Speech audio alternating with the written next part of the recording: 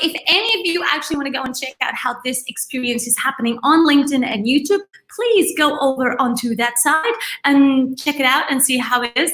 And for everybody that always asks, I use StreamYard to do my multi-streaming. So if you're watching this on LinkedIn and YouTube, the experience is going to be a little bit different because I have so many class slides. So you might want to jump onto Instagram or just keep sticking around, and everything is going to make sense because everything that I'll be saying, it's what's on the slides. All right.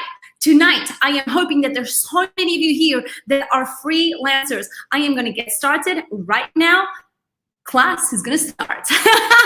And bear with me because I got so many slides for us tonight, okay? All right, cool. So this is what we're gonna cover tonight, right? I'm gonna go over the golden rules, defining your superpowers, how to package your services, setting up your pricing, scopes and how to do that closure, and then tools for freelance.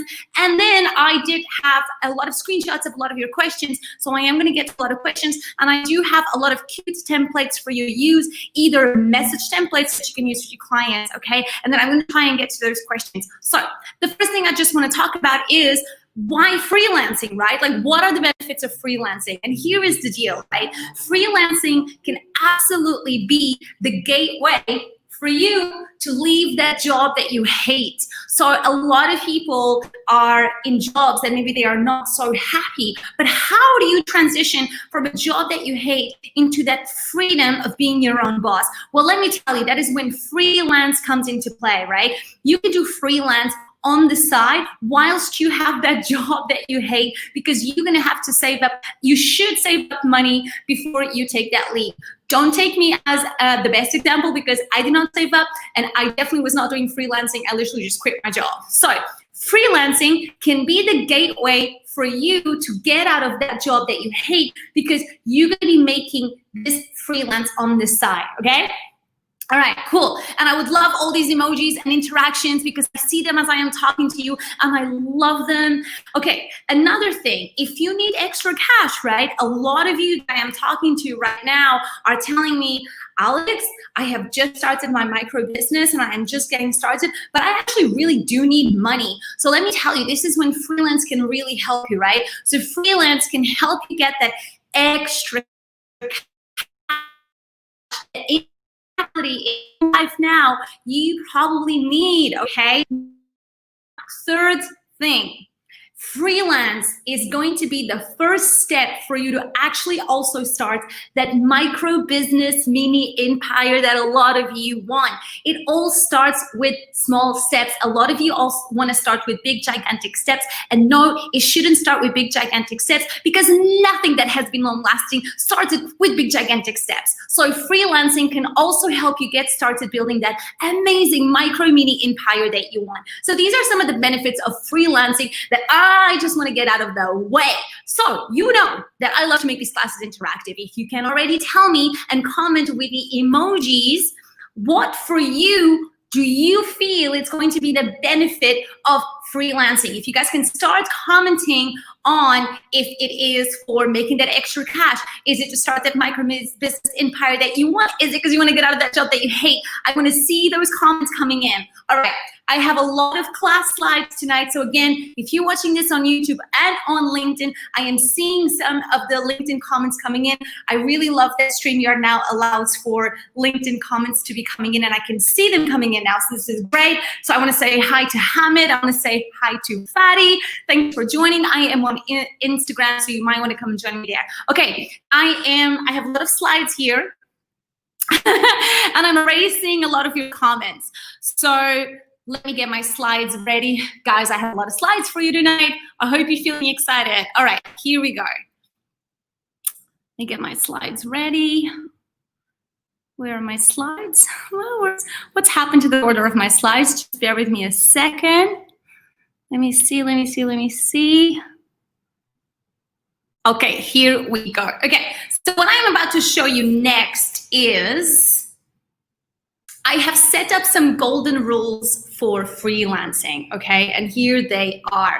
And I have these freelance golden rules written because, let me tell you, one of the first things that I notice with freelancers is, for some reason, a lot of the freelancers have this feeling that they are not worthy, that for some reason the word freelancer is associated with someone who's cheap or someone who can just be treated in any way whatsoever. But that's not actually the case. So I've put together here a Freelance Like a Boss golden rules for you as a freelancer to take this and remind yourself of the golden rules that you as a freelancer need to have. So let's start going through them, and I'm going to read them out loud. Yamina, this is a difficult time, plus Dubai is unpredictable. I want to wake up every morning not worrying about if I am about to keep or lose my job. I want peace, basically. Oh, I love that. And I completely understand how you feel. When I was in my last job, I was really, really unhappy and really, really depressed. But we got to have patience, and we have to put to work all of the tools that we're going to talk here today, and that is already an amazing start. So what are the golden rules for you to freelance like a boss that I have put together? Because let me tell you, I know you guys need this, and every single house rebel in this house is going to leave here tonight, and you will be freelancing like a boss. I no longer want to hear these horror stories that I hear. The first thing is you need to treat your freelancing just like a micro business, so it eventually grows into one. One of the biggest mistakes that I see is that a lot of freelancers don't actually take the freelancing seriously, okay? So, which leads me to the next one. Just because you are a freelancer, it does not mean that you accept to be treated like shit. You have your terms and conditions. Let me say that once again. Just because you are a freelancer, it does not mean that you accept to be treated like shit in disrespectful ways, that you allow people to be rude for you. So let's get this very clear and out of the way in the beginning of tonight's class. You are a freelancer. You are delivering a service. You are doing a business for someone. You do not allow for people to step on you. Do we understand this? Is this super clear? Okay. So, as a freelancer, you need to be friendly. You need to be high energy, but that does not mean you allow for clients to step over your boundaries. Let me say that one more time. As a freelancer, we need to be friendly. You need to be friendly. You need to be high energy. But that does not mean that you will put your head down and allow people to walk all over you. Ain't none of that. You are a freelancer. You have your boundaries. You have your terms and conditions. Yes. Okay. I want to see these thumbs up because okay, there's a lot to cover tonight. Okay, so you need to organize the back end of your freelance business. Okay, this is so important. Your payment books, your timelines, your invoices, all of that stuff needs to be organized. You cannot be running a freelance micro business if you are totally disorganized. So it is really important that you really have the back end of your freelance organized. And if you are a disorganized person, guess what? You're going to have to start being organized, okay? So your books, your payments, your client folders, everything should be nicely organized. The way that you have the back end of your business, it's actually going to determine the health of your business, even if you're just a freelancer, okay? Is this all making sense to me? All right, okay. Next, so your payment books, your timelines, your invoices, all of that stuff needs to be organized. Now, are you all ready with what I'm about to say next? Because this is the biggest rule of them all. You do not ever, ever, ever, ever start work without any payment. Let me say that one more time because I have all the horror stories on my DMs. Oh, yes, I do. But Alex, I now don't have money. They did not pay me. What am I going to do?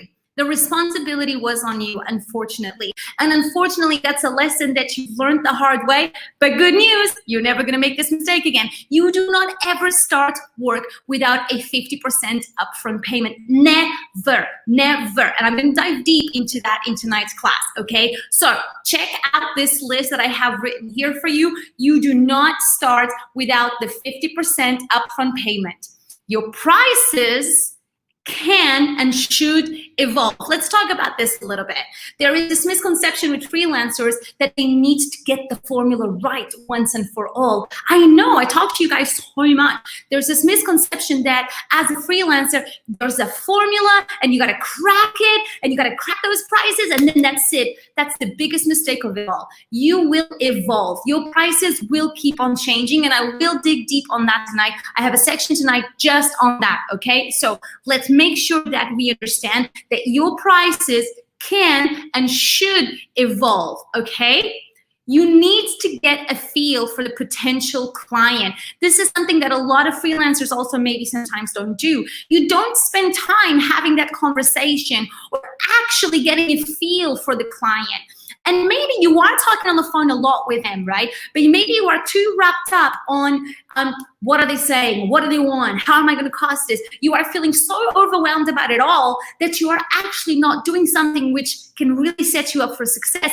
And that is having an emotional connection with the client, listening into your instinct. Sometimes we know we can smell bad clients from very far. Sometimes we can tell this client is going to be a headache. This client is going to be dodgy. This client wants something that is so cheap. This client is going to, mess me around. Listen to your instinct. Most of the time, your instinct is right, but we just don't leverage. Remember, instinct is a huge strategy, talent, skill in business. So pay attention, get a feel for the client, okay? Next. Be clear about your freelance principles and payment terms. And I'm going to get into that tonight.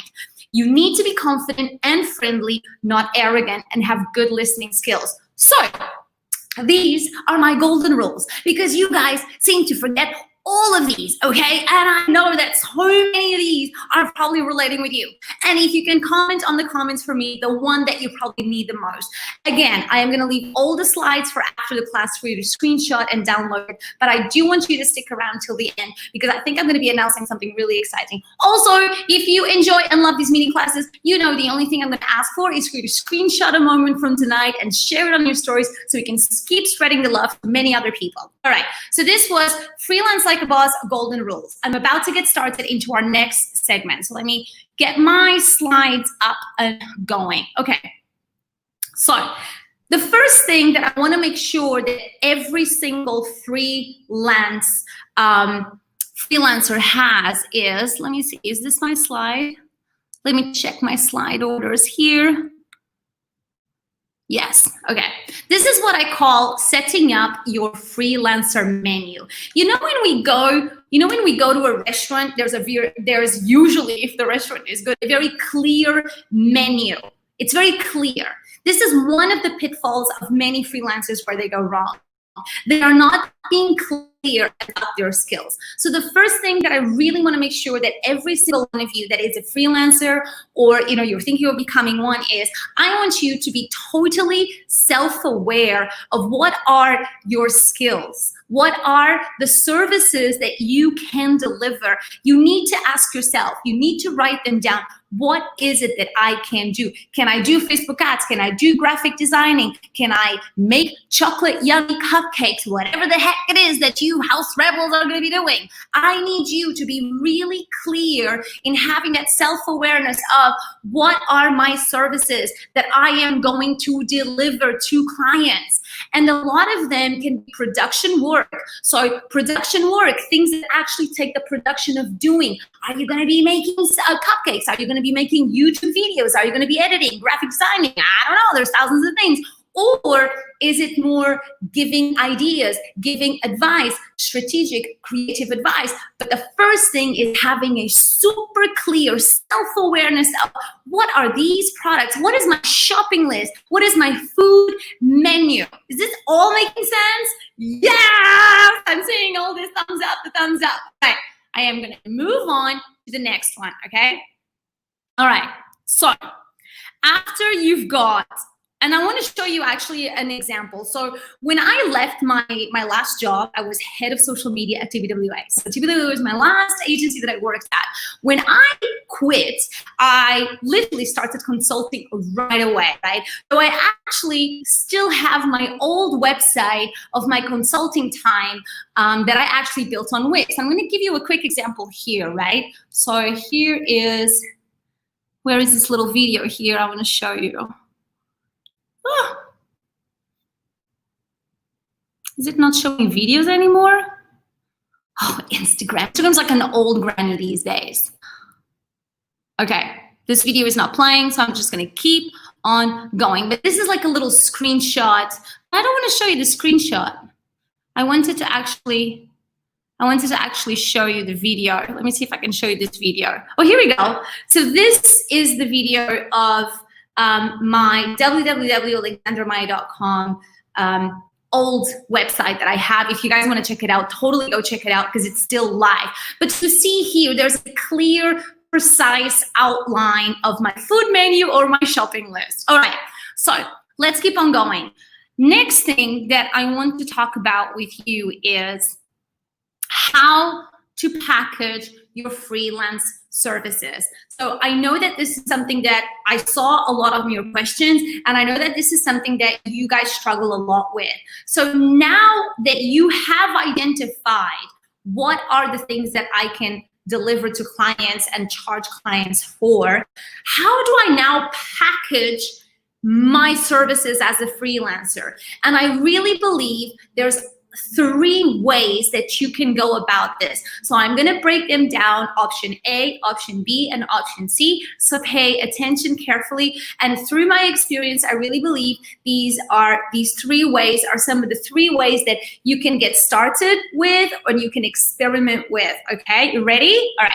So the first one is going to be option A, and I call it the pick and choose option, meaning you are going to create a list of all the services that clients can pick and choose from. So just like how you saw now on my example, remember the example I just showed you now, that's a pick and choose option. So option A, pick and choose. You are going to show your potential clients a clear list of all the things that they can, purchase from you, that they can get a service from you from. And clients will be able to pick and choose what they want. And you pay attention to what I'm about to say next. You are going to then, once they've picked and choose from the shopping list, you will then give them the total cost plus hours attributed to that. I have this written down. You will deliver a cost plus hours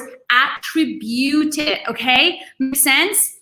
Jacob, Alex, keep the slides up, please. Yes, okay, slides are up, slides are up. So this is option A. So what would be option B? Here we go. Option B, I call it the hourly bundles. What is an hourly bundle? An hourly bundle is when you decide, you create a bundle, imagine of 10 hours, okay? So a client is going to purchase time from you. And within that time, you will do any of the work that you have identified from. So the client is going to know that they are going to have 10 hours from you. And within those 10 hours, you will be able to deliver all of the work that you have identified.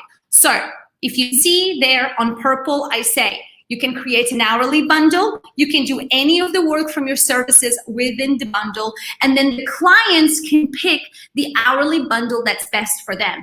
We want to keep things very simplified as freelancers. So for you that you're a freelancer, it's all about simplicity and it's about not overwhelming a client and always making life easy for a client, okay? So you probably just want to have 1 to 2 options of an hourly bundle. Hey, it's kind of like the pay as you go option of a phone. It is so easy. It is so simple. So option A, pick and choose.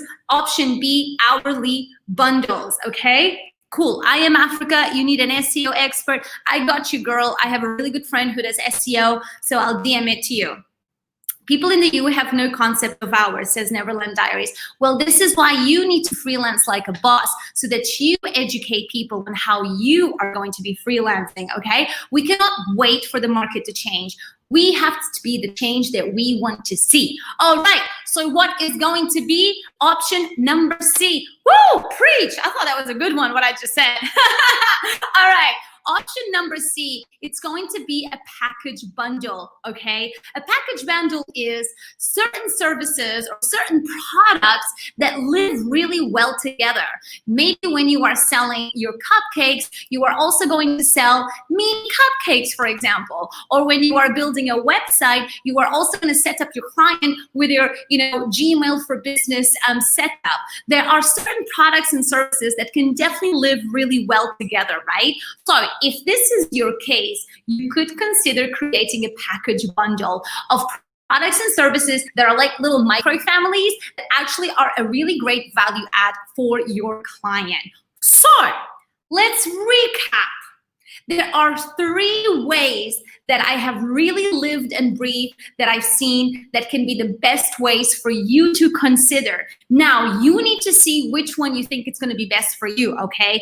Option A is a pick and choose. Like I showed you, if you look at my old website, www.alexandramaya.com, you are going to see a real life example. This is it. No, where's the real life example? This is a real life example of option A. When you have a clear, detailed outline of the things that people can choose from an order, okay? But you can also consider option number B. For example, I, as a consultant right now, work with option number B. Option number B is clients will actually buy hourly packs from me. So if you want consultancy with me, I have 2 consultancy hourly packs options, and I have a 1-hour consultancy rate. So that means that within those hours, I can do a lot of work for your clients. So this is a great option for you to consider. I personally think this can be very, very good for many cases, and it simplifies the process a lot. As long as you define what is the type of work that can happen within those hours, okay? And then the client can pick the bundle that they best prefer. Now, a package bundle is something that I think can really work for some of you. Maybe some of you are already thinking, yes, I can absolutely see how I can package some bundles. Or if you are feeling unsure on how you would do this, it's okay. It sometimes takes a degree of time and experience until you can see how you would package that bundle of services, okay? So these are 3 options for you to consider. I want you to consider one, and I want you to stick with one. I want you to simplify your process. I want you to streamline your time. I want you to be a freelance boss. Meaning, I want you to feel confident about all of the things that you are doing in your freelance micro business, okay? You gotta be taking this real serious, and that's what happens a lot of times. I don't see a lot of you taking these steps really serious, and then you are falling into all of those cracks of scope that's not clear, clients that are angry with you, and it's just such a mess. Okay, so how to package your freelance services. You are going to decide which one you are going to do. You are then going to put on a website, okay? For example, if you want real life examples, I got real life examples. If you go to my website and you go to my consultancy page, you will see a very clear distinction of the 3 ways that you can do consultancy with me, okay? So you can create a landing page, absolutely. I mean, a page on your website where you are going to have this clear, defined, and designed so people can really understand what is the option that they have. Or you can just do a PDF that you send to clients. And you can also have your rates on a hidden landing page, okay? So for example, I do that.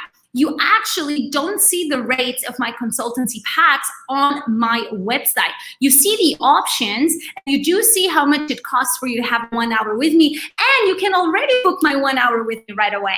You see how much it costs, you can book it right away, and you do see my other consultancy bundles. But if you do want the costs for those, I need to have an interaction with you, and then I'll send you those costs. So this is awesome. I am reading some comments coming in from LinkedIn.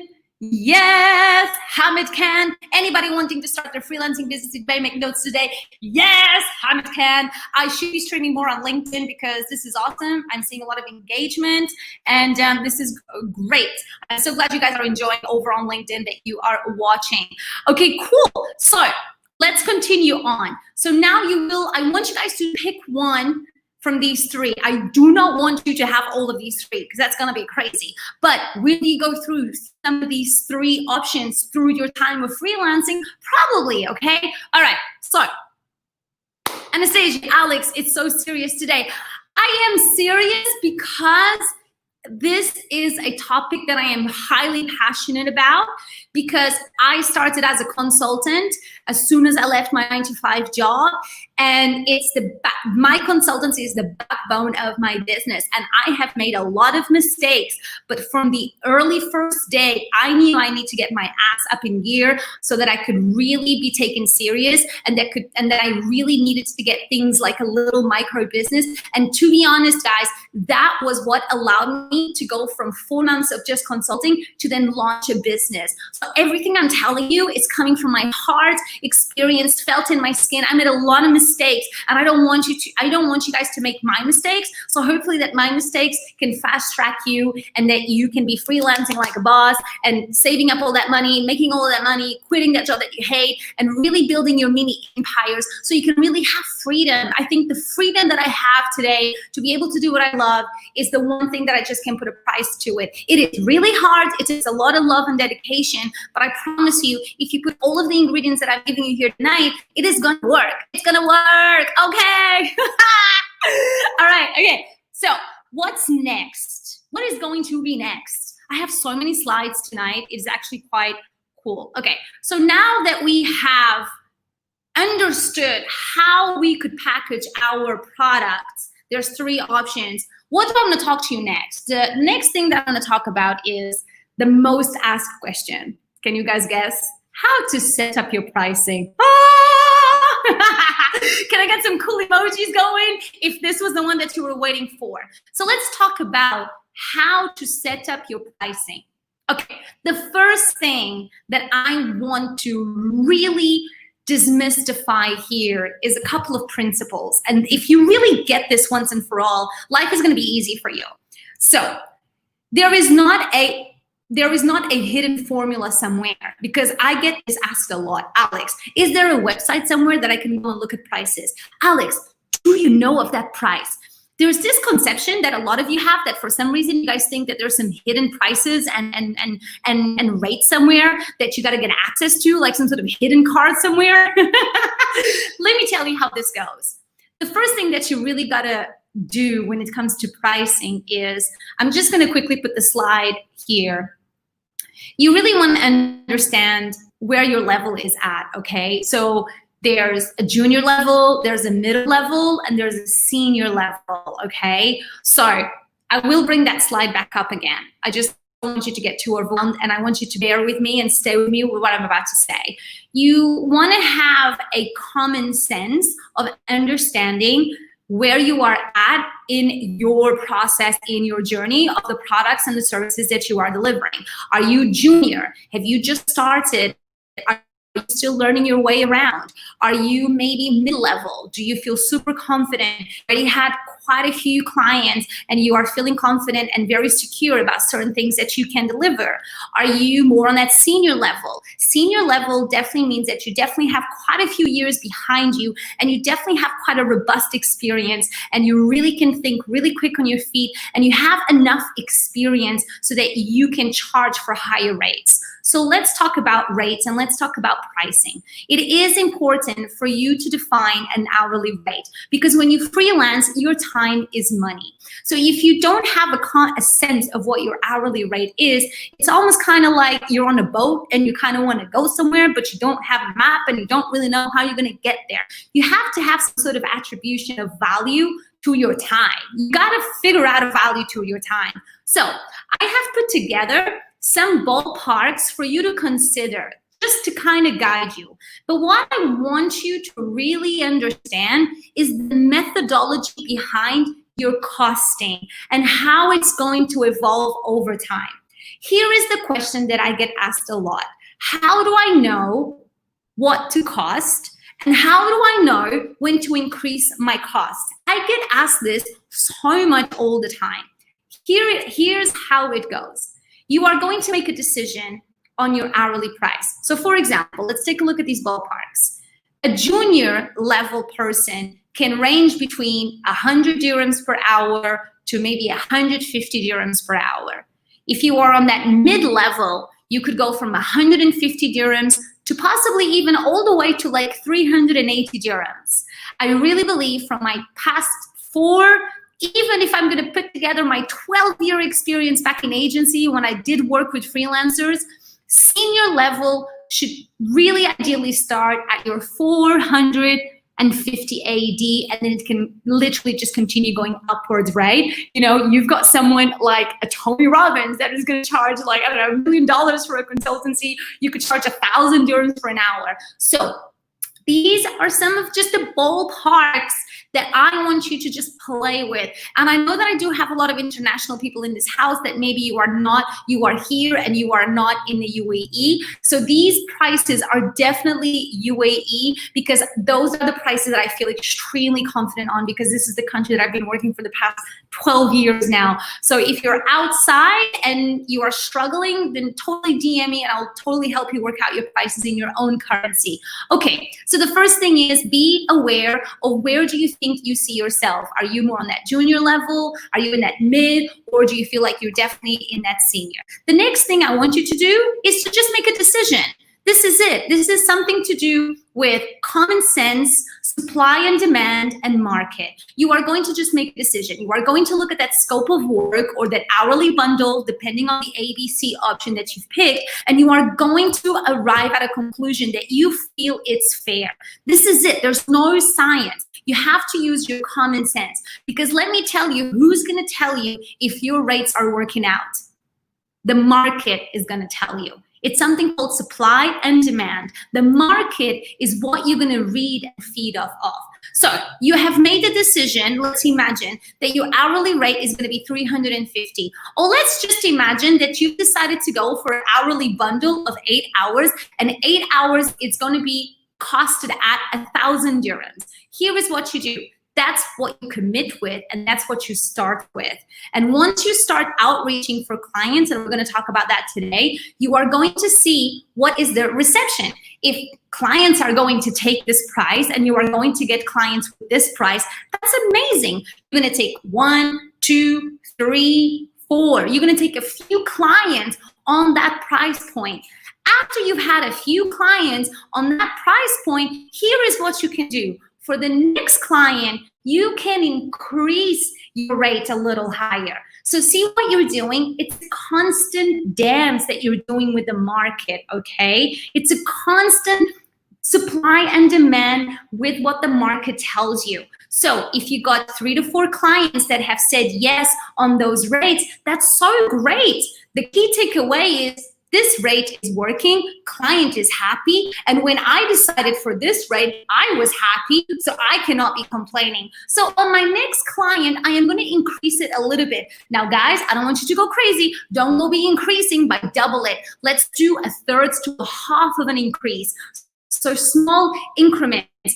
You are going to be incrementing your rates as the market is telling you. If you are having a lot of demand, you can definitely slowly increase your rates. If you are having a lot of pushback, no, but you've tried, you are trying, you are sending those DMs, you are doing all of that marketing stuff we talk about, and you keep getting pushback, then you know what you gotta do. You gotta bring those prices down. So I wanna demystify this idea that a lot of you have, that your rates are forever set.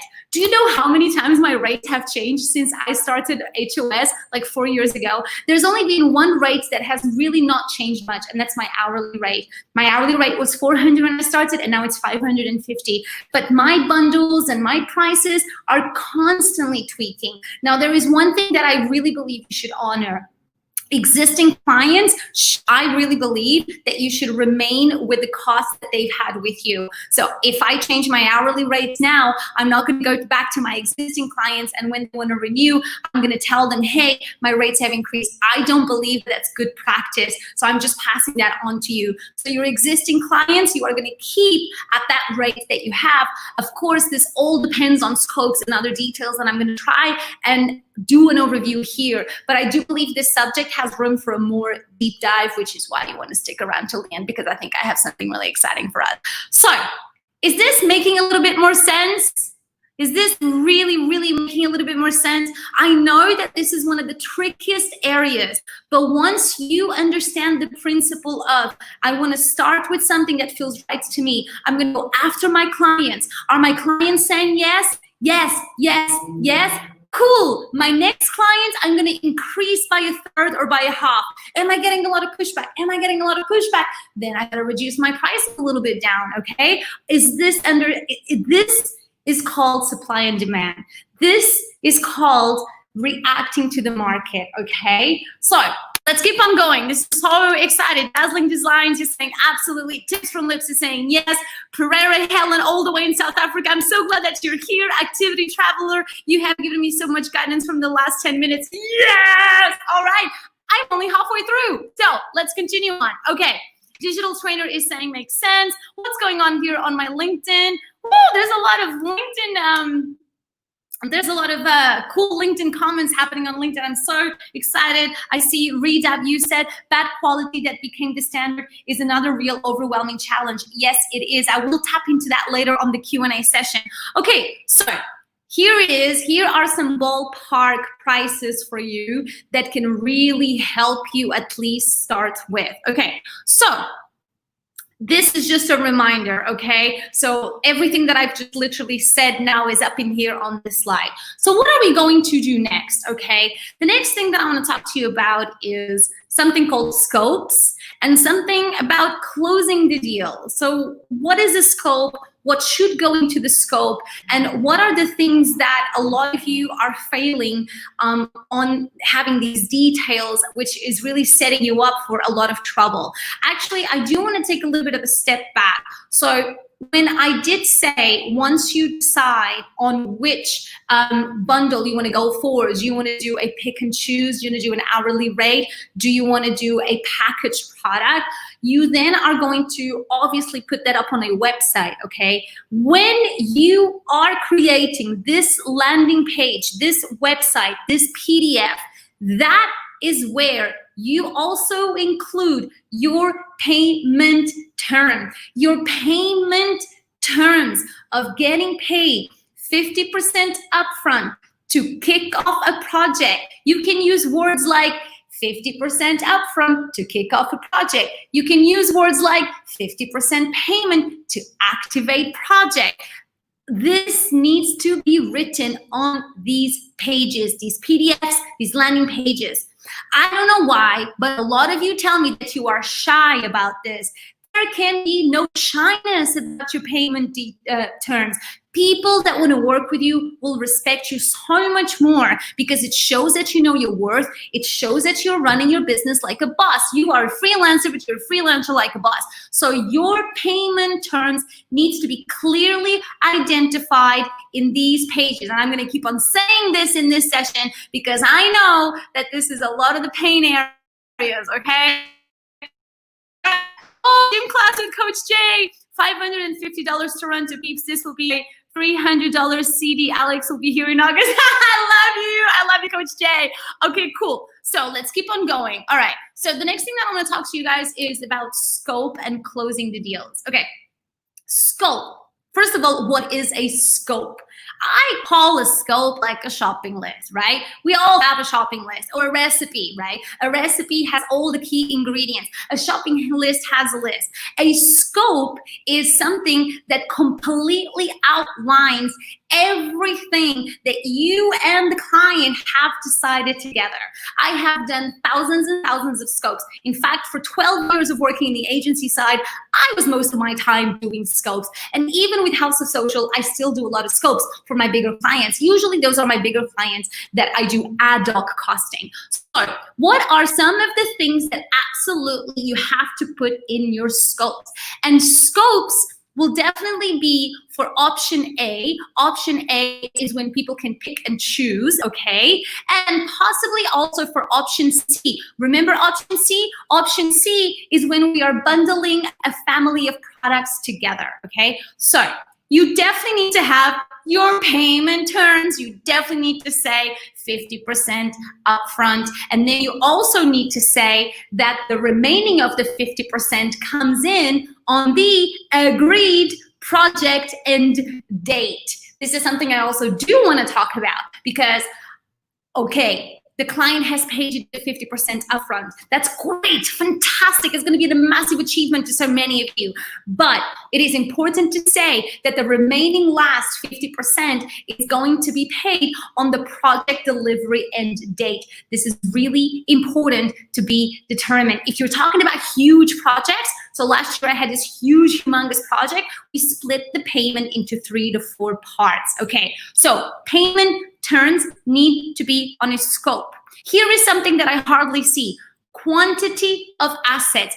How many of you are guilty to not put in how many quantity of assets? And then suddenly you are finding yourself with a client going, hey, I need more 10 IG stories. Or maybe if you're baking cupcakes, hey, can I have like 10 more cupcakes? So quantity of the things, it's really important, okay? Now, I was asked this question: how can I avoid endless rounds of revisions with my clients?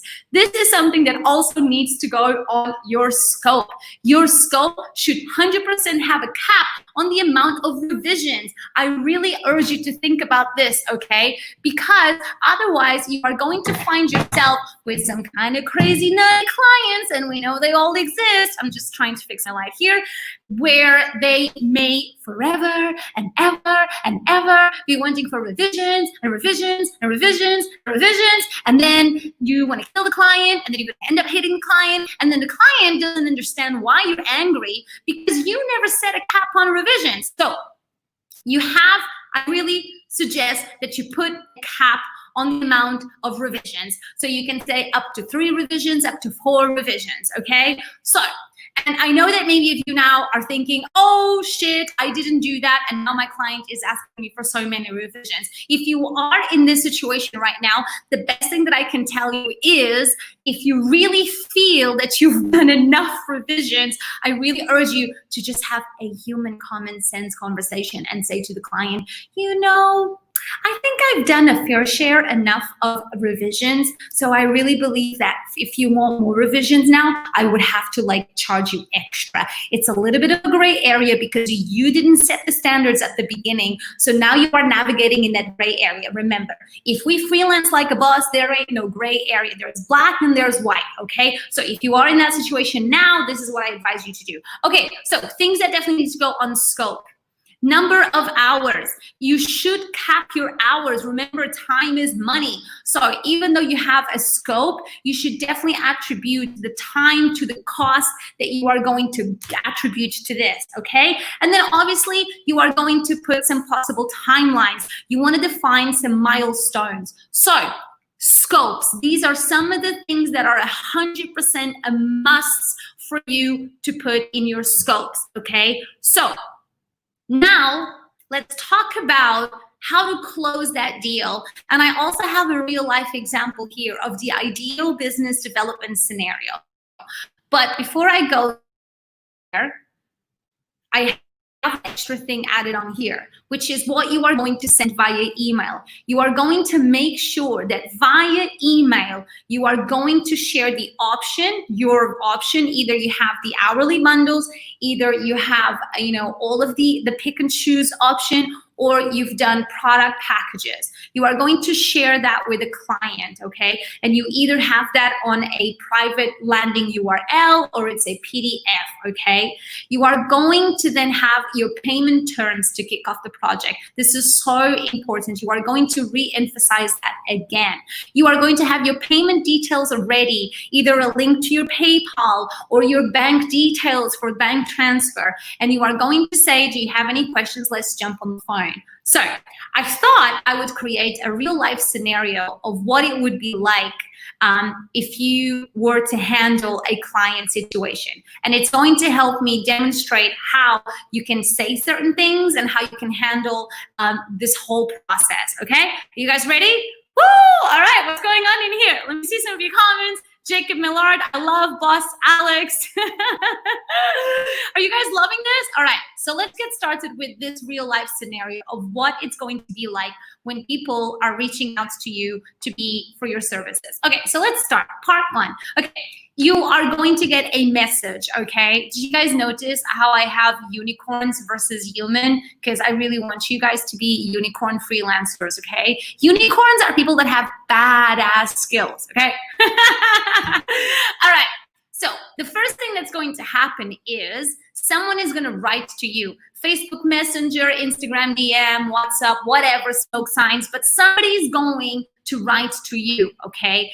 Somebody will say, hi, Anna, I am interested in, or they're going to say, hey, I need help with XXX. Okay, what are you going to do? What are you going to say? Okay, this is so important. Everything that I have here for you next has a lot of strategic details, so pay attention. You can copy paste it. I want you to copy paste it. I want you to use it. You ready? Here we go. Okay, you are going to say, actually, I have this up in here. You are going to say, I am so happy you reached out. Would love to help you and get to know you. This is high energy. This is being friendly. It doesn't mean that you are committing to things. It doesn't mean that you are saying, yes, I'll do anything for you. It just shows high energy, which means you are using positive, friendly adjectives and you are sending out good, open, friendly vibes. See what it means to be high energy but low investment? You're just being high energy. Okay, so hi, I'm so happy you reached out. Would love to help you and get to know you. Why don't I start off by sharing with you what I do? That way you can get familiar with the services, with my services. Check out the link here. Did you see what I did there? I started slowly. I said, I would love for you to get familiar with my services. Check out the link here. This already starts a conversation. This already puts you in a position as well of control that you have services, you have products, you have got something ready that they can take a look. And the word familiarize, I can't say it now, is also going to help you start that conversation. And then when you say, check out the link here, that's when you are going to insert the link to your website or maybe that PDF, okay? But let's continue on reading the message. You are then going to say, I would like to jump on a brief call. When is a good time for you? And I'll also check my diary too. So here is what's going to happen. You are already being prompted by wanting to jump on a brief call. Every word that I've chosen has a reason, because you don't want to be having a 1 hour call with a client. Well, you want to avoid it. Sometimes you can have a 1 hour call with a client and it turns out to be a great investment. But I want you to get smart with your time. I don't want you to be spending a lot of hours that actually turn into an ROI negative. Yes, we have to input a lot of love and we have to invest a lot, but that doesn't mean we are not smart. A brief phone call, using the word brief, already puts it clear that this is not going to be a 1 hour call. I am not going to solve all your problems for you. This is just going to be kind of like a get to know call. But here is a link to my services. I want you to get familiar with them. So this is part one to the conversation. The person is either going to say, yes, here is the time, and you guys are going to sort out the time. I do want you to fight for that phone call. And here is why. Because I want you to get a vibe for the client. What if this client is not a cool client? What if he sounds super arrogant? You ain't got to work with them. Remember, your vibe attracts your tribe, and you're not here to appeal to everybody. You want to learn as well to say no. You want to learn to also be like, ooh, that person was really rude on the phone. That person kept interrupting me. That person just kept, sounding very aggressive. That is someone I don't want to work with. So it is important for you to have that brief phone call because it's also going to get to know you. Now, I'm not saying that this is 100% for it all. There's a lot of people, for example, on Fiverr that will never talk to you, right? But they will certainly be spending a lot of time on WhatsApps with you and sending voice notes. I've worked with quite a few freelancers on Fiverr, and they are so friendly. They send a lot of WhatsApps. They send a lot of DMs, okay? So let's continue to part number 2 of this real life scenario, okay? So where's my slides? My real life scenario slides. Okay, part number 2. No, this is part number 2. Okay, so part number 2 is the conversation you are going to have with this human. Here I really made this for you. You are going to take these slides and you're going to use them, okay? You are going to ask about them. What do they do? Their business, their lives. Like, you want to get to know them. You want to get a good sense of what is the business? What are they looking for? Where are they? Are they in Dubai? Are they in China? Like, la, la, la, la. Are they married? Do they have kids? Are they very busy? Like, you want to get a good sense of what this human is like. You want to ask, what do they want to happen ideally? This is my big secret. My biggest secret as a consultant comes in this question. What do you want to happen? And you'll be surprised how a lot of people actually don't know the answer to this. Some people have an idea and it's a macro idea. Some people have a micro idea. Macro means that they have the big picture and they know what that they are working towards. Some people are more micro and smaller and they know exactly what's that specific thing that they are working for. And you want to test the ground. This is a really good way for you to just test your client to kind of see, do they kind of have a clue of what they want? A lot of clients actually don't know what they want, but I'll get to that in just a moment, okay? So you then are going to ask, do you have a clear idea on what you need? Because if this client reached out to you, it's because there was some sort of sense that they think that you can give them something that you need. So do you have a clear idea what you need? So these are some of the 3 initial questions that I really want to make sure that you put across when you are having a chat with them. Now, as you can see on my slide, there's more things that I want you to do. See how I have this ear emoji on my slide? I want you to get a feel for the client. Do you feel some dodgy vibes? Okay, after you ask these questions and you hear them out, this is what I want you to say. See how my slides say in caps? Okay, you are going to say, I would love to go through my services with you and the way that I work with my clients. So this is a really, really awesome way for you to take them through the services that you do. So if you are in person, you're going to open up that page. If you are on the phone, you're going to open up that page and you are going to read your services out loud. So this is so important. After you ask those questions, you are going to say, okay, you know what, Johnny? Johnny, I would love to take you through the services that I do and how I work as a freelancer. And this is the chance for you to lay the ground and say, this is what I do, these are my hourly bundles, and this is how they go, and and this is my payment terms for me to activate any work with you. We kickstart with a 50% upfront payment. See how early in the relationship you are setting your ground. You are defining your terms and conditions. So there's no gray areas. This is what I do for you, Johnny. These are my payment terms, 50% to get started, all right? You are already putting it all out there, okay? Now, must say, I'm continuing on reading my slide, mention your services, mention your payment term, okay? Now, you are going to ask more questions after this. You need to ask again, do they know what they want? Or do you need to work that out together? Maybe the client 100% knows what they want, and that's going to be great. Maybe it's going to be a brainstorm and a conversation. You are going to arrive at a conclusion. For example, in my case, a lot of clients actually don't know what they want. And a lot of my job ends up being helping clients figure out what is good for them, okay? And that really is a role that you will see if you have that capacity or not. A lot of freelancers and consultants have that ability, others don't. So you super self-aware the things that you can help your clients with. If your client doesn't have a clue really on how they should get their business started, maybe you need to say, listen, I think you kind of need a business consultant to help you figure out your next steps. And then once you do, you can totally come back to me and I am so ready to design your website. So, be super confident in the areas that you know that you can help your clients, and then other areas that maybe you are not, and you can push them into places and people that you think will help them. You want to be of so much value to your client, even if right there and then they may not convert with you right away. Okay, now, here is another thing I get asked a lot, which is about budget. Yes, you should totally ask if they have a budget in mind. So, for example, if you don't have the bundle prices or the package prices and you are talking about option A, which is the menu option, you can absolutely ask your clients, Do you have a budget that you are working with?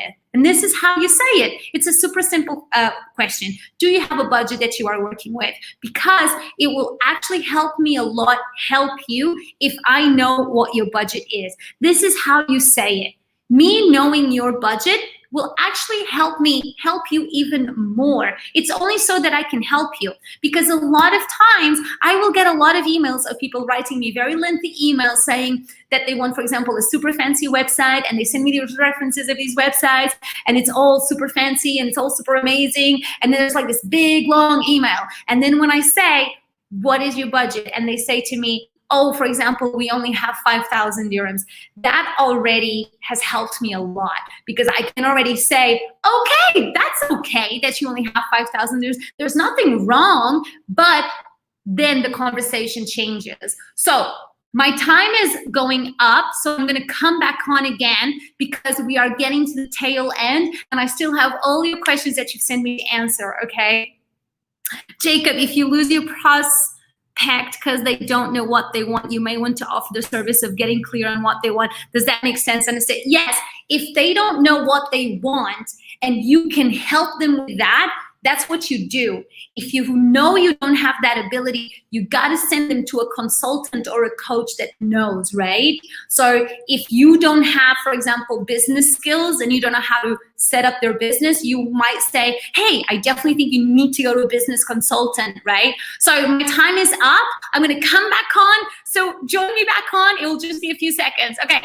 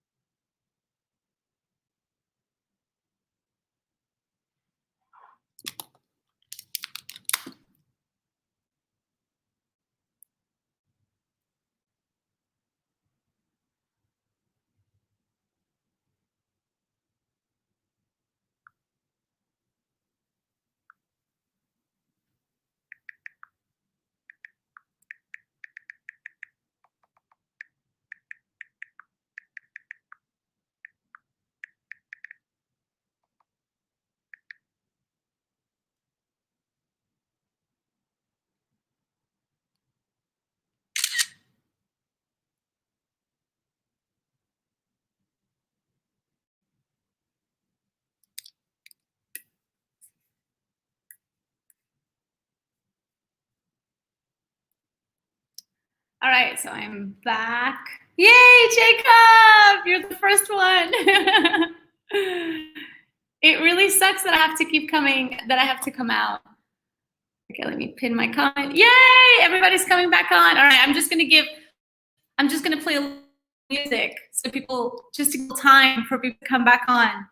What are we playing?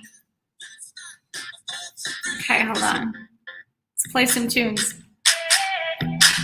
Just to give some time for everybody to come back on.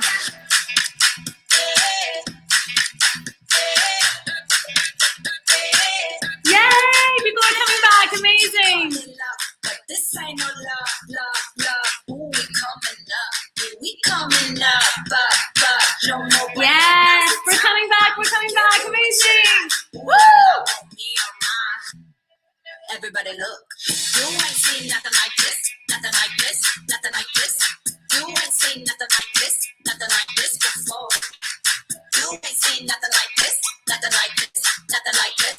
You ain't seen nothing like this before.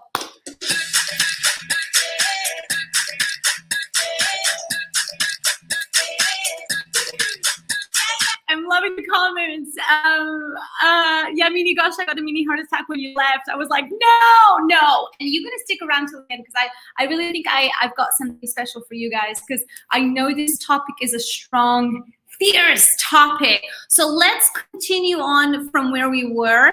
I think there's already quite a lot of people that are joining in from where we left off. So we left off right when we were talking about what to do when you are having those negotiations and conversation, that initial conversation that you are going to have with your client. You are going to be having this on a call. I really want to urge you guys to jump into brief phone calls, or the world, COVID-19 has taught us that doing online sessions can be very timely effective, right? So I want to urge you to avoid all these coffee meetings that only are wastes of time. So be mindful of your time. Jump into a phone call and jump into a brief Zoom call. So we were just talking about budgeting. So it is super okay for you to ask your client if they do have a budget in mind. And of course, this will apply if you are on option A, right? And even on option C, which is when you've got a family of products bundled together. But if you do that option, I really do want you to put prices or starting from. So imagine you are going to create a bundle that you are going to set up a website, you are going to set up their MailChimp, and you are going to set up their emails. Imagine that's like a little like micro package that you have.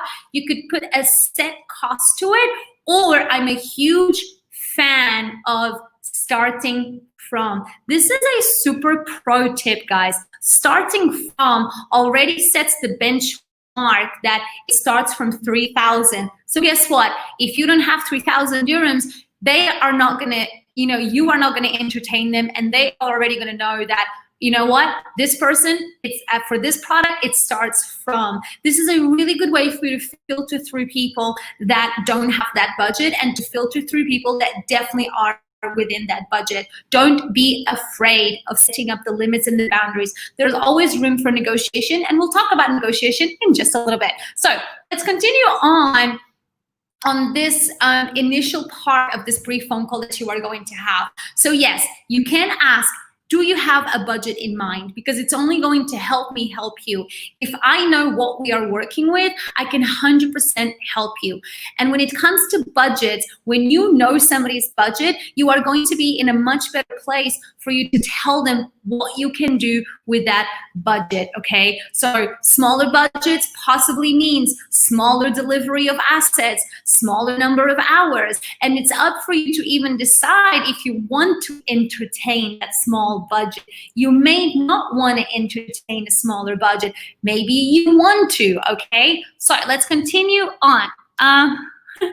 Gosh, I got a mini, I'm just reading through these. Okay, yellow balloons, I'm always afraid of the pricing and losing clients. Never be afraid of losing something that you still don't even have, right? So, okay, let's continue on, and I really want to take some questions at the end. So, what else do I have here? Okay, so you want to ask, do you have a budget in mind? And then if they say no, then that's okay. If they say, no, I don't really have a budget, I am going to wait for the price that you give me, then that's okay. If they tell you a budget already on the phone or when you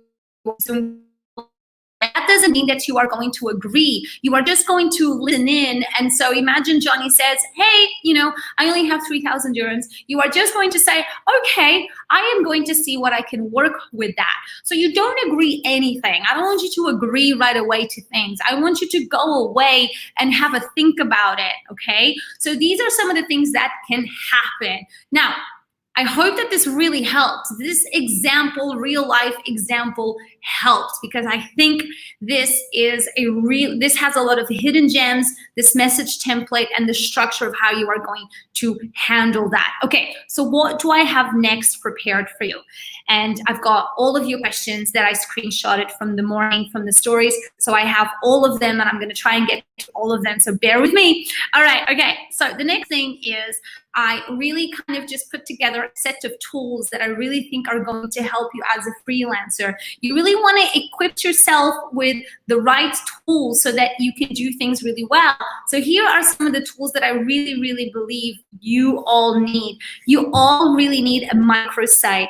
That's it, a microsite, nothing crazy, nothing fancy. You can use Wix, you can use Squarespace, and guess what? MailChimp is even letting you build a website for free, and it's even giving you a url.com domain for free.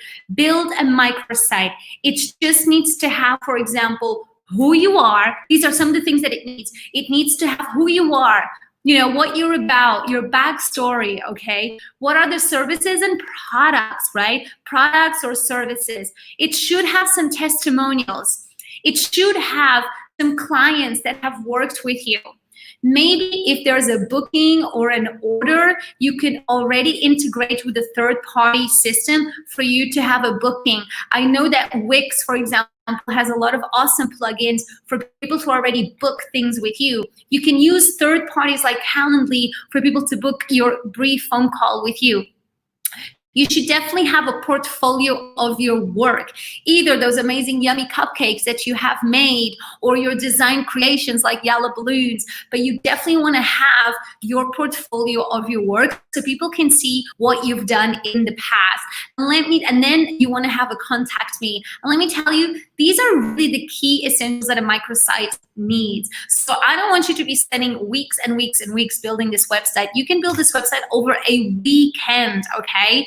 So it doesn't need to be crazy hard. It just needs to be simple, straight to the point. It needs to have your vibe, of course. It needs to have a picture of you, and it needs to be very clear on all of these items. You need to have a template for your services, okay? So whatever is the option that you've decided from A, B, and C, I want to make sure that you have that on a page on your website so people can really have a clear understanding on what products and services you have and how they can get that from you, okay? So just like I showed you on my old website, I have option A. Okay, so actually my examples are pretty like clear to you. If you go to my old website, you can see option A, where people could choose what they wanted, and then I would give them a cost.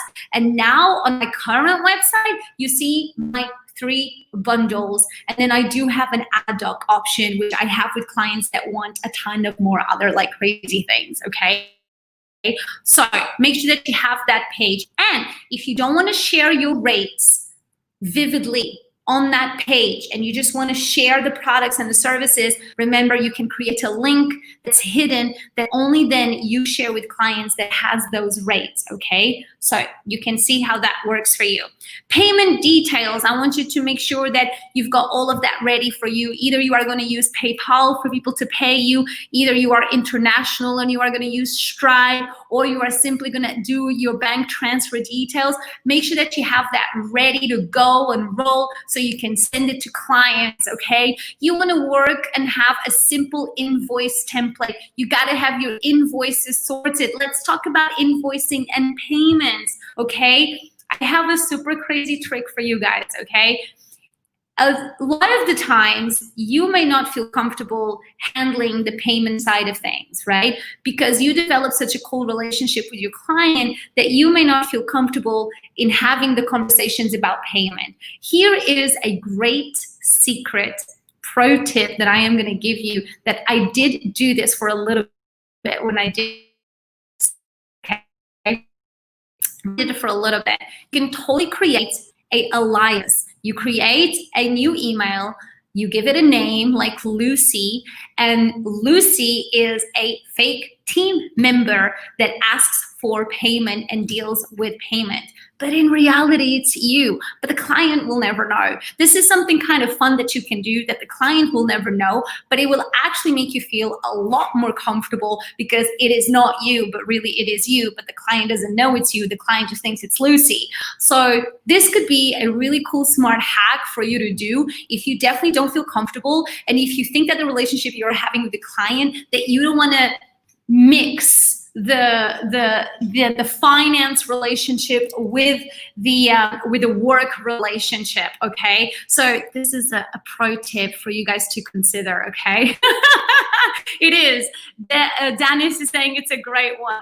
Absolutely, right? So where was I? Yes. So you want to have a simple invoice template. You can go to Canva and you can go to get Canva and you can just do an invoice template. And you definitely want to keep track of your invoices and your invoice number. Okay. So as freelancers, you definitely want to have that side of things organized. I am a disaster. I am a total disaster at payments and invoices. I almost lost a huge project 4 years ago with Max Factor in Saudi Arabia because I'm a disaster. And then I brought my mom into my business and she does all the financing and stuff like that. So I want you to be really self-aware if this is a disaster zone for you, and if you cannot afford to have somebody to help you, you're going to have to work super hard to be really calm and patient. If you can't afford to have someone like my mom, she is a finance coach. And by the way, some of you have already had complimentary finance sessions with her because I gave away some complimentary finance sessions with my mom. There's been quite, I think, 3 to 4 of you that have had sessions with her.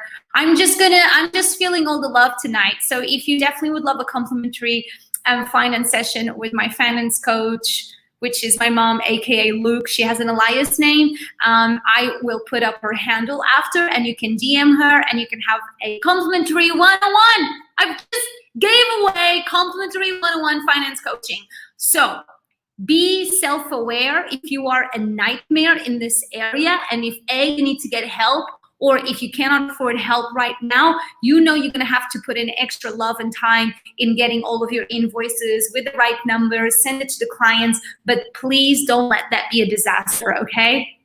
Okay, now, Calendly is a great tool. So Calendly can be a great tool for you to send to your clients, for them to book time with you. So I don't want you to be spending all of this time emailing back and forth times for meetings. So use a tool like Calendly, or if you want something extremely more robust, you can use the tool that I use, which is called Equity. So some of the tools that I'm mentioning here tonight are Equity, Calendly, Wix to build your site, or Squarespace to build your site, or MailChimp. I don't know why it says pause due to low connection. I am on Wi-Fi. MailChimp is giving away free website build and free domains. So this is amazing. Yellow balloons, Alex, where are you? I think I just was on pause. Also, another really good tool is called Zoho for bookkeeping. So we have been using Zoho for bookkeeping. I cannot tell you too much about it because I don't use it, clearly, because that would be a disaster. But Luke, who's my finance manager, aka my mom, she uses it, and apparently it's super simple and easy. Okay, the last one is an hourly tracker. If you are working with option B, which is creating hourly bundles for your clients, you want to be tracking those hours. So make sure that you have a Google Drive Excel hourly tracker that you are logging in your times. Yes. Okay. I think this leads me now to the next one, which is I found a really awesome list of places for you to go and create freelance profiles and also look for freelance work. So here we go. I don't even know if my mom is here. Is my mom watching my live? She should be. So this is a great list of some of the top 18 freelance websites, okay? So, Jacob Millard, Google Drive time tracker. Can you say more? Yeah.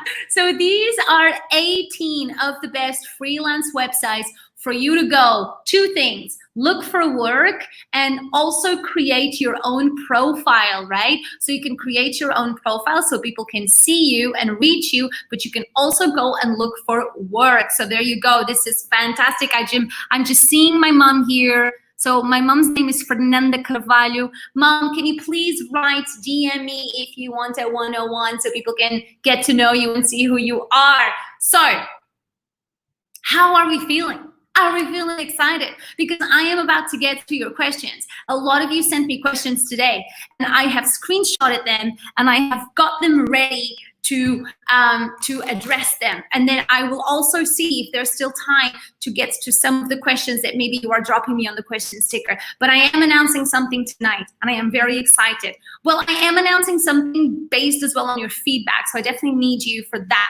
Okay, so let's go. I am gonna get started with your questions. So many of you sent me questions, and if this is your question, please comment and say hello so that I know that you are still there. All right, let's go. Okay, one of the first questions that I received today was this by Katrina Valent. Katrina, are you still here in this house, in this mini class with Alex?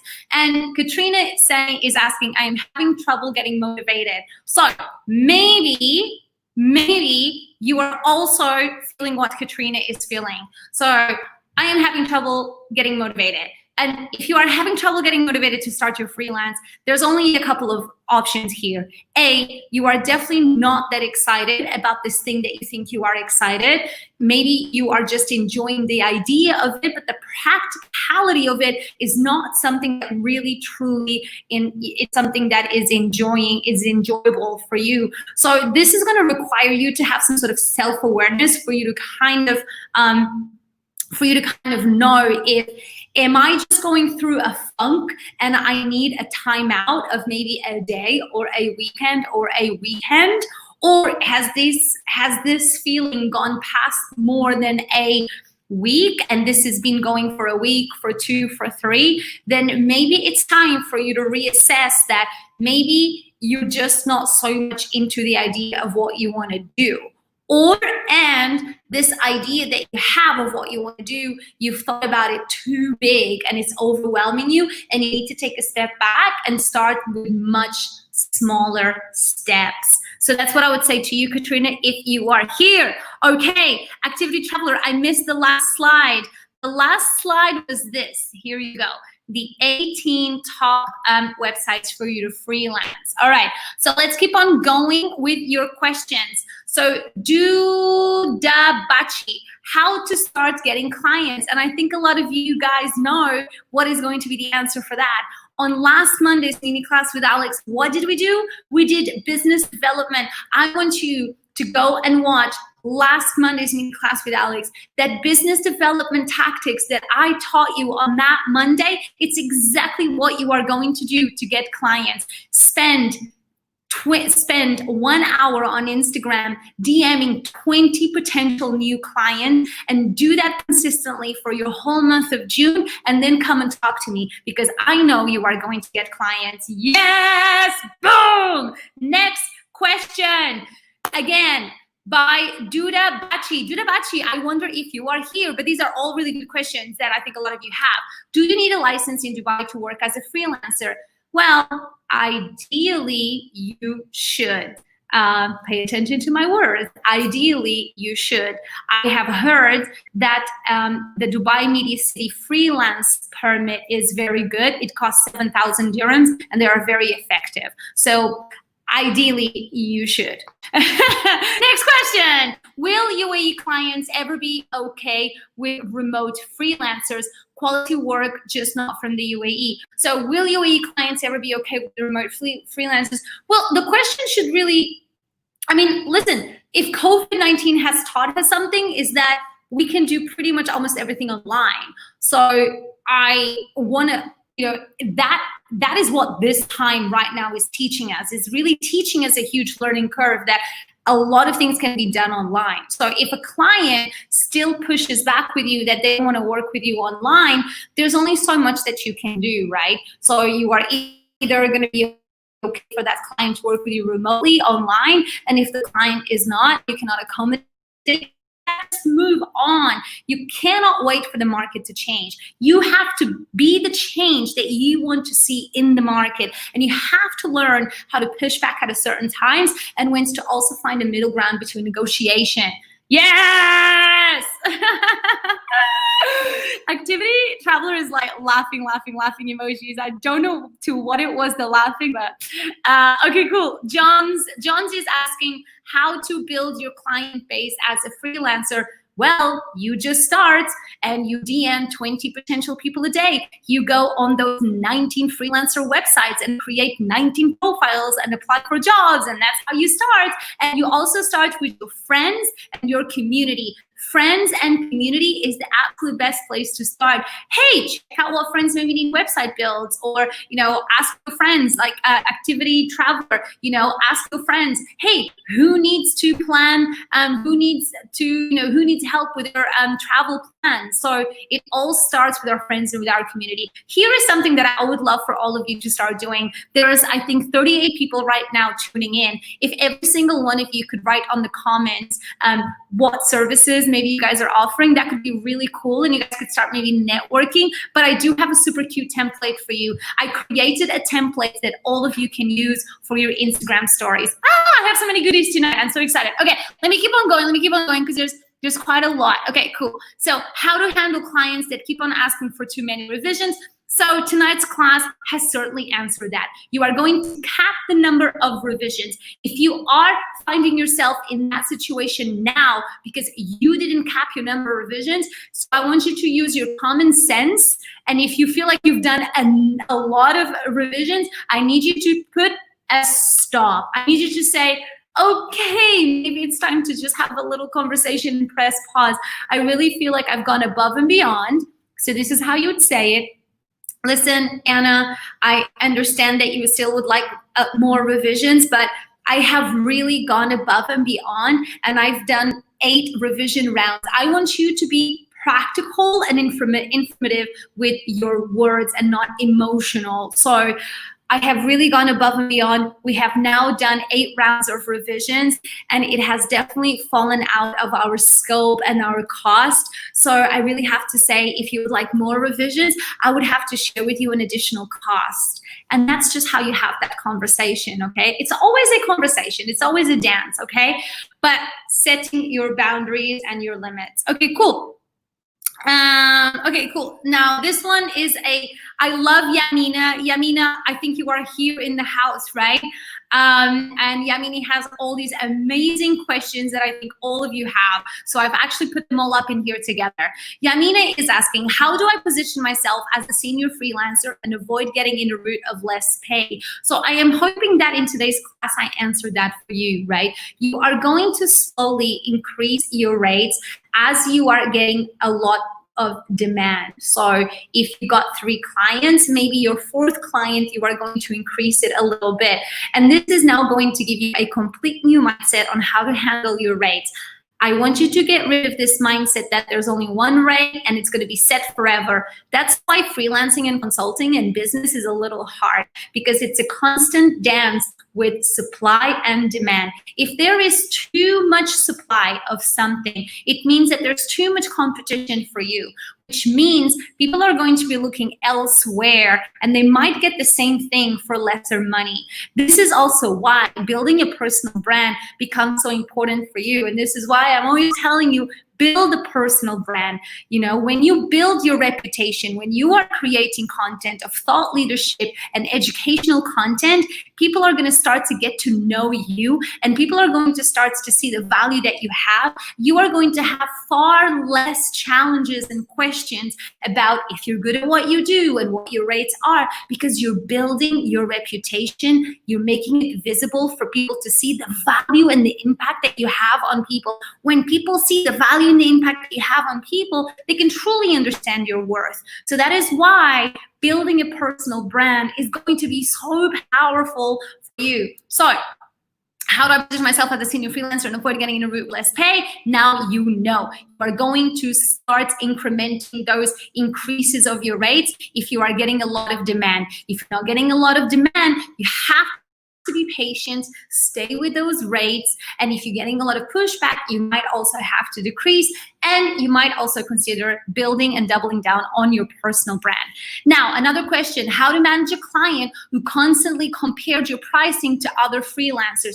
Listen, if a client is going, hey, Yamina, but I saw Jasmina over there, and Jasmina over there on Fiverr says that she does the same for the same amount of content. Listen, there's no fighting here. I really am a firm believer that there are certain things that you don't chase. If he's saying that to you or she's saying that to you, the only thing you can say is, yes, everybody will have different rates and everybody will have different services. These are my rates and these are my services that you have accepted already. So if they have accepted already and if they paid you already, then there's no discussion here because he's paid you and he's accepted it already. If this is a conversation about renewing, if this is a conversation of, okay, I want to renew with you, but I have seen someone else that has cheaper rates, then you can have a conversation which just goes, okay, and what was it that you felt that profile had? Oh, it's the same type of work, but for less money. You can be strategic and you can say, do you have a budget? Do you have a different budget? So you want to drive the conversation into a practical sense conversation and not about what the other person says. You want to go back, you want to drive the conversation to, okay, do you have a new budget that you want to work with? Okay, Nina, you know what? Yes, I do have a new budget. Now I really only have like 2,000 dirhams. And then Yamina, you're going to say, okay, I am going to get back to you and I am going to see what I can do for 2,000 dirhams. You are not going to agree on anything. You're going to go away and you can think about it. And then you're going to go back to the client and say, you know what, for 2,000 dirhams, I can give you this. And then if the client comes back to you and says, it's still not working for me because that Jasmine girl over there says that she does a whole lot more. So that's when you stop because you've done enough. He's given you a budget. You've told him what you can do for that budget. And if he's still comparing you to somebody else and he's still, fighting back, that's when you learn to say stop. And that's when you say, okay, that's great, but this is what I can do for 2,000. And that's it. You don't want to waste too much time. You know why? Because your time is too valuable. You want to take that time and energy now to go knock on so many more other doors. So I really hope that this helped. Yamina, my client left the phone call saying, I will come up with a rate that I will be paying you because I am not paying you what you sent. So I know your situation because we've exchanged some DMs and sadly, you don't have leverage. So when you don't get paid up front, you lose all the leverage. And it's very unfortunate because now you are in a situation where the client is having all the leverage. Remember, as freelancers, we want to have leverage too. This is not at all about clients having all the leverage. This is not how the dynamic is going to work because that's not a healthy dynamic. Sadly, now you are definitely in a situation where he has all this leverage. My best advice to you, Yamina, is to put it to rest. Whatever he decides to pay you, take it as a welcome and just move on now with your time. Your time is too precious. You have learned the hardest lesson of it all. And you will never do this again. You will never repeat this mistake again, right? So the worst mistake you can do now is to keep on fighting with this person. That's actually the worst mistake you can do. And I don't want you to do that because you already know this is going to be a losing battle. Clearly this guy has what's the word I'm looking for? Clearly this guy is not decent. He's not a decent person. And it's very sad to see, but it's the truth. There's a lot of people out there that are like that. So no, don't say you are stupid. You are not stupid. We are not stupid when we are learning. We are all learning. Hey, I almost lost a huge project with Max Factor because I ended up sending these really rude emojis to the director of this huge agency who hired me at the time, who wanted me to hire me for this huge project. And I was so fed up with this back and forth of invoices that I ended up sending this crazy rude email. And I was like, if you don't take my payment and if you don't get my payment, then I don't want to do this project. And my mom, and I forward that email to my mom. At the time, my mom was not my finance manager, okay? She was just like on the sidelines. And my mom calls me up and she's like, and I'll never forget this. I was in the Garden Center coffee shop and this was legit 4 years ago, okay? And now we're like really best friends actually. And my mom calls me and she's like, Alex, did you read the whole email. I was like, no, I didn't read the email. I am so fed up. There were so many emails. I didn't read the email. And she's like, you really like made a huge pile of shit, because on the email, the director does say that he will sort it out and he will get your payment. And you pretty much almost told this director to like F off and that you don't want to take the project. Yamina, I cannot even tell you how I felt. I wanted to like bury my head in the sand. I felt so embarrassed, but so like I wanted to die, literally. Like I was just like, oh my God. I had to take a huge spoon of humility, like a huge big slice of apple pie and humble pie. And the next day when I woke up, I wrote him an email and I said, I'm sorry. Legit, this is what I wrote to him. I said, I have to say, I'm sorry. I didn't read all of the email. I have been so frustrated with how your team was handling things, but I don't want to be pointing fingers because this is not what this email is about. I actually want to say, I'm really sorry. And if you want to move on with somebody else, that's okay. If you want to accept my apology and shake it off and move forward, I am ready to move forward. It taught me such a lesson. It taught me one of the biggest lessons. After that, Yamina, I called up my mom and I said, I need you in my business. I need you to be handling these things. So don't say you're stupid. Don't be hard on yourself. These are the best lessons that we need so that we can get better. Yamina, you are never, ever, ever going to make this mistake again. And take the higher roads. Be the bigger, better person. It's always so amazing when we can be the better person. So to this guy that's not paying you, you know what? You can even just say to him, you know what? Here is my bank details, or here is my link to my PayPal. You know what? Feel free to drop whatever it is, the money that you so decide that you think this is worth. And then you are going to move on with your life. And I hope that you make us a promise that you are not going to work with this person again. Okay? All right. Okay, let's look at these questions here, okay? So if the clients don't know, this is such a good question. If the clients don't know what they want, how do I outline the scope of work for them? So this is going back to a topic we talked a little bit earlier, right? Some clients really don't know what they want. That's my everyday, literally, that's what I most of the times do with a lot of my clients. So you need to see if you have the skills to help them.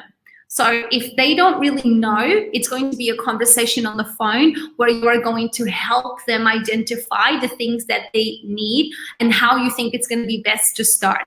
If you feel that it requires other expertise of other people to help them, you may say, hey, I think maybe you need a finance manager or a finance consultant, or maybe you need a business consultant to help you. It's very healthy to have this because it actually shows you that you have a lot of maturity and that you are super aware of the things that you can help. So just be self-aware. If can I actually help this person out in figuring that out? Cool, then I am going to charge this person for this, depending on case-by-case scenario, right?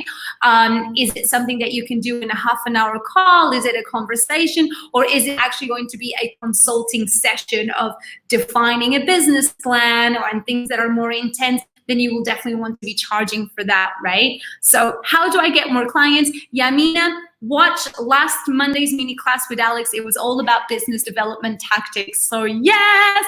Okay, what other questions do I have here? Let me actually look at some of your questions that I have on my stickers. Okay, Christina Allure is asking, should I pay for a logo or can I do it in Canva? Yes, Canva has logo templates, so you can totally use Canva. And yes, it's totally fine. And yes, if you use Canva, totally respecting copyright. So that's a pretty straightforward one. Let me keep see. What else? Yellow balloons. This is great. Let me see. Yellow balloons. Yellow balloons. Can I just do, again, another shout out to yellow balloons? You guys remember my birthday? The balloons are still here. This is pretty amazing, hey? So these yellow balloons, your balloons are definitely long lasting.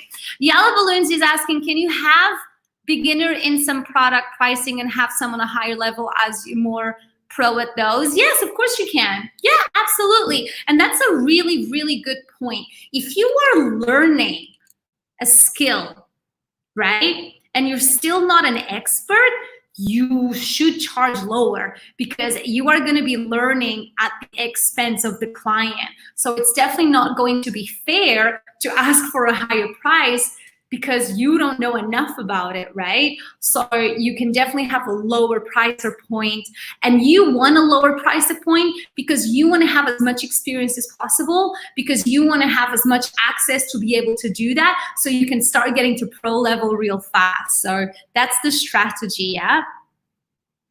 Yes, Anastasia, these balloons are definitely still there. Okay, I'm looking at your questions and I'm trying to see. Tamanya, I know that you are in the UK. I'm sending you a big hug. What's your old website address? I didn't catch it. Oh, it's www.alexandramaya.com. And you know what's funny, guys? I actually have, I think I still have, these are my old freelancer business cards, actually. They were so cute and I hardly use them. And it just had my email, my phone number, my Twitter, and my Instagram. And yeah, there you go. That was really cute. Okay, let's see. Kiana, what's up, Kiana? Okay, let me see. I want to get to some of your questions. I think, how do you set pricing? I think I've answered all of these questions. Oh, this is a good one about negotiating. Yes, I wanted to talk about negotiating. So how do I negotiate better? So negotiating, there's a couple of strategies for you to be a really good negotiator. For you to be a really good negotiator, you definitely need to know your bottom line. So you have to know how low you can go and when you stop. So you always want to have a bottom line. You always want to build a buffer, okay? So for you to negotiate, you usually want to ask the client what is their budget. So the client will tell you their budget and they say, hey, I have 3,000 dirhams. Or sometimes clients don't tell you their budget and you say, hey, this project is going to cost you 5,000 dirhams. And then the other party is going to push back. So negotiation is like a flirting dance. The other party is going to say, oh, Alex, I don't have 5,000 dirhams for you to print these cards for me. And then you say, okay, so what is your budget? Do you have a budget? Because if 5,000 dirhams doesn't fit you, then what it is that works for you. And at this point, you really need to push back, because if they are saying that 5,000 doesn't work for them, it means that they definitely have an idea of what they can spend, okay? So then they are going to say, oh, it's not going to be 5. It's definitely going to be less than 5. Maybe they're going to be a little vague, okay? Then you are just going to drop it a little. You're not going to do a huge drop. If they haven't really told you, you are going to say, all right, so I can decrease by, let's say, 500 dirhams, but that means that I'm also going to make some changes on the scope. So instead of now me delivering these business cards on the case, I am just going to deliver the business cards. So if you are reducing your cost, you are also going to reduce scope in your shopping list, right? Remember, you can't be giving people the exact same amount of things for less money, right? So you are going to reduce it a little and you're going to adjust your scope. And then it's going to be a conversation. And then the client is going to be, oh, okay, you know what? That actually works for me. Or the client will say, oh, but I've noticed you removed the packaging. I really need the packaging. And then you say, okay, well, if you want the packaging and you only have the 4,500 dirhams, then I can give you back the packaging, but I'm gonna have to definitely like reduce a little bit of the amount of the business cards. So you have to, it's a constant adjustment, right? Where both parties needs to feel okay, right? And for you to be able to navigate these waters, you have to be comfortable with your bottom line, and you have to be very comfortable with your buffer that you've put on top of your bottom line, so you know how much room you have to wiggle. Listen, one of the best ways for you to learn the art of negotiating is there's this awesome show. It's a reality TV show, and it's called The $1 Million Listing. And it's about these 3 real estate badass guys in New York.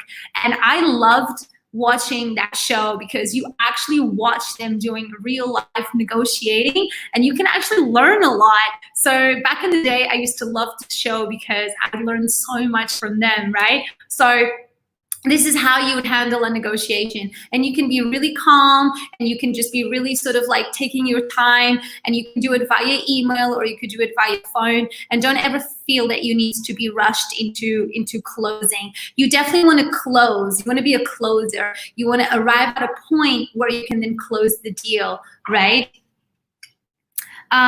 Okay, cool. Awesome. I'm seeing these comments on LinkedIn. This is so cool. Redub, I'm so excited that you joined. There's awesome comments on that LinkedIn.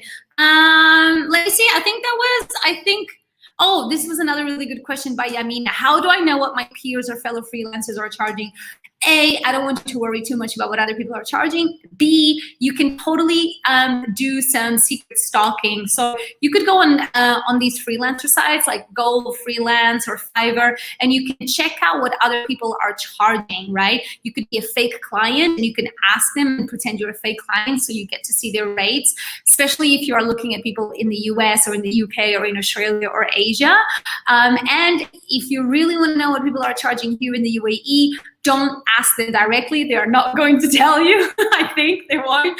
You could try to fake be a client just so that you would know, but I don't think that's a very good use of your energy. So I would just try to like forget about it too much. All right.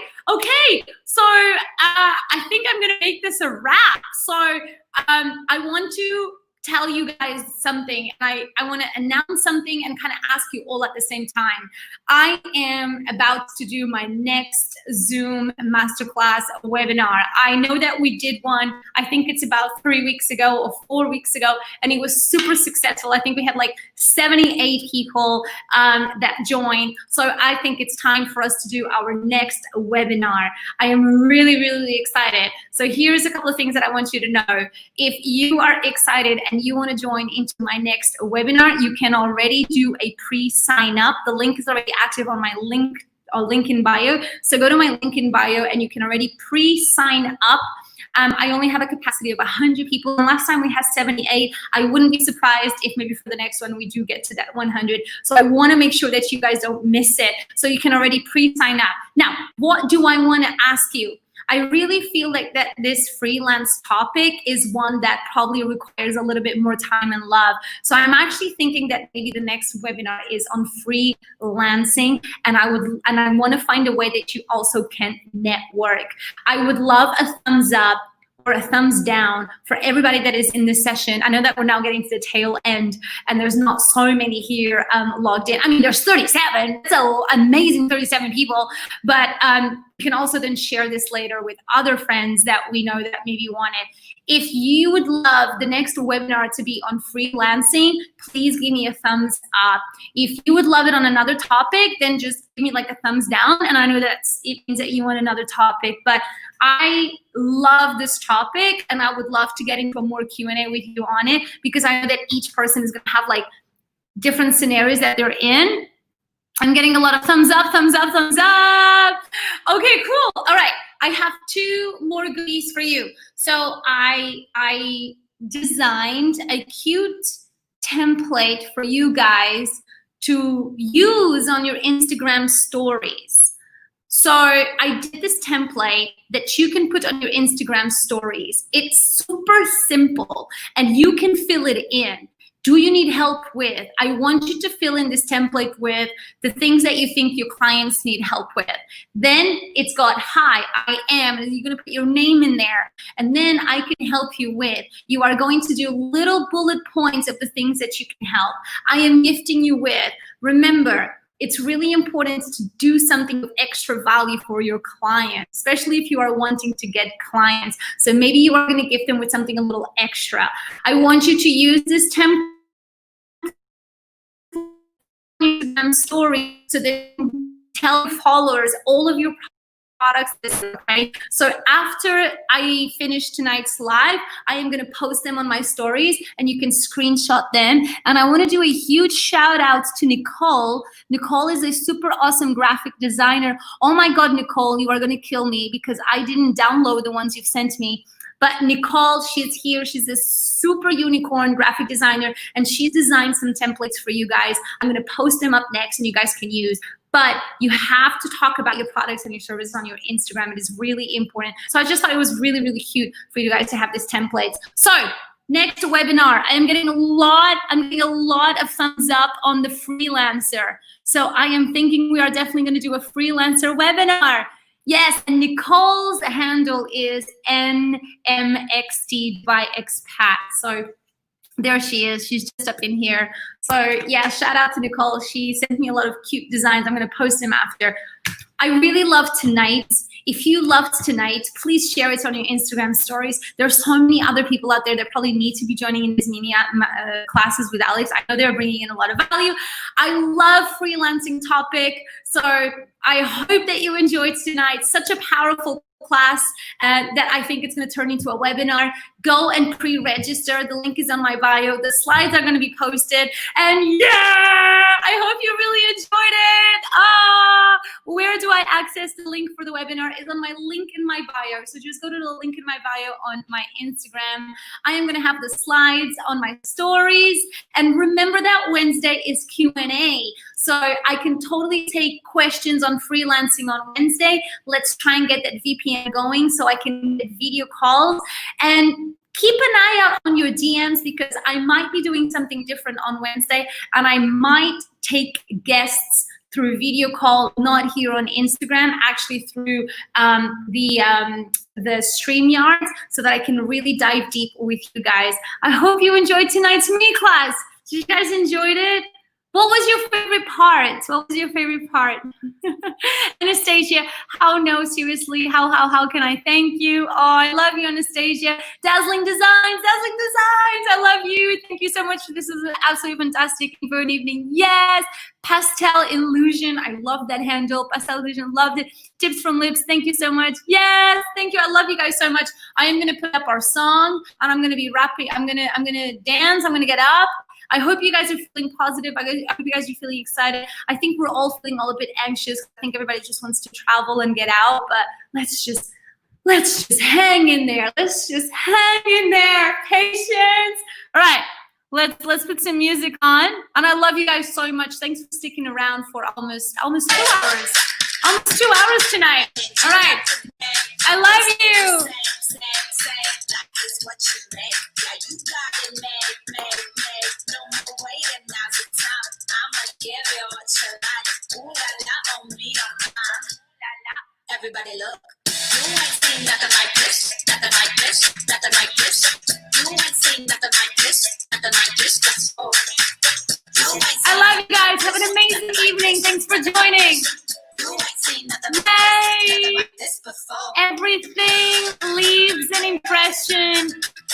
I found you through Coach Jay, so you must be in Canada. Teddy, bye Shri Banger, Yamina. Never know how to thank you enough. Sending you all the love. I don't even have a coincidence. Everybody look.